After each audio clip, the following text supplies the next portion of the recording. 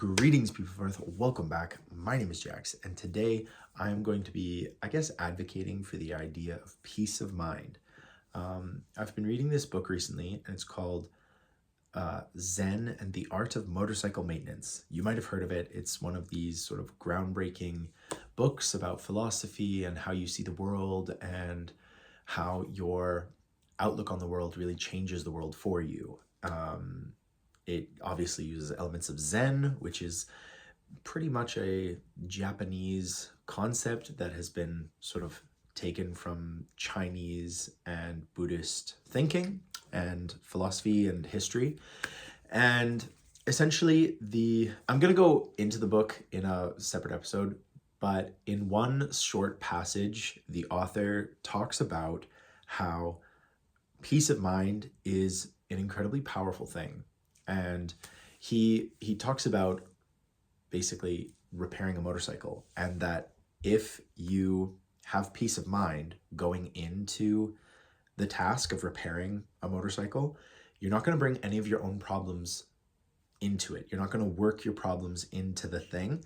And to have peace of mind is that sort of clarity, that relaxed energy, and approaching something with kind of an open mind, but you have the peace, you have that tranquility and that stillness that basically allows you to execute what you need to do and to fix the problem that you need to fix.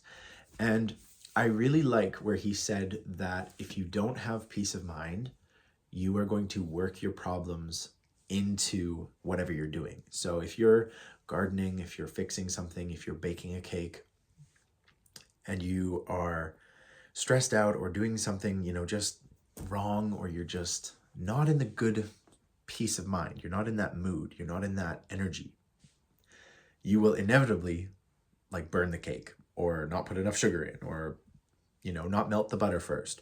There's a million different processes and different ways that it basically doesn't work, and that the whole process kind of falls on its face and you fall on your face. And I really like this concept, this idea that if you're coming into something, whatever it might be, a relationship, whatever you're interested, just put it in there. But if you're coming to it with an open mind, with some clarity, with the ability to be flexible, Taoism talks to us about being flexible, going with the flow, being able to move and manipulate and not have this rigid ideology and it's my way or the highway, those kinds of ideas. Because when you're flexible and you're allowed to move like that and you have that peace of mind and that clarity, you tend to be able to achieve things really well. And even if you don't achieve something, it's not a big deal, because you just, you trust yourself, you trust your confidence, and it's not such a huge catastrophe. Whereas I've seen so many people in my life, friends, family, whoever, myself included, who start something and clearly upset.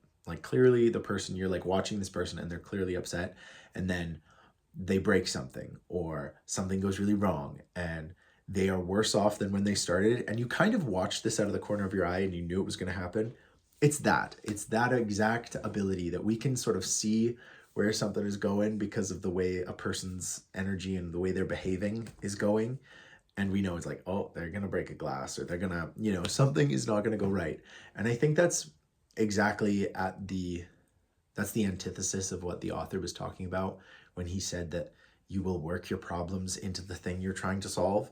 What a great way of saying that. I've been stressed at things in my life many times, and I'm sure I will be stressed about them in the future. But just this idea of trying to go at a problem and just oh, I need it done, everything else is just falling apart, I just need this one thing done. That's not going to go right. There is going to be some kind of catastrophic failure or mismanagement, misjudgment. And you do something and it's funny if it wasn't so annoying, but you start a task and you're halfway through it and you realize I've actually just screwed this whole thing up, and it would have been better just to have done it tomorrow, or dealt with this issue the next day. And the whole idea of like, I've got to do it now, I can just get this done. And if I get this one thing done today, then at least it will have been like a somewhat productive day and it'll save my day. And then it ends up going way worse than it actually was supposed to. And, you just regret the whole thing. And, it's like that whole idea of like, I should have just stayed in bed. I should have just called it a day. If I wasn't in the right energy, in the right swing of things, there is no point just trying to power through and trying to just, head to the grindstone. I will get it done no matter what. That whole concept, not a Zen concept. That's fighting the universe. And in Taoism, we are told to never fight the universe. It's never going to work. It's never going to pan out for us. And so, I don't know. This is just a short video today, just about peace of mind and how it's hard to foster it. Obviously, there's meditation, eating right, sleeping right, exercise, connecting with people you love, avoiding things that make you feel bad. There's a million ways that we can cultivate peace of mind, even just taking a deep breath in and out, and you feel better. You feel at ease and living in the present. And there's a million ways that you can cultivate this peace of mind, but I just really like this concept of, if you go into a problem with a hammer, everything looks like a nail and you're going to break something. So that's all I wanted to say. I hope you've had an amazing day. You're able to have peace of mind today. It's a beautiful day, I hope, for you. And as always, I'll talk to you guys tomorrow.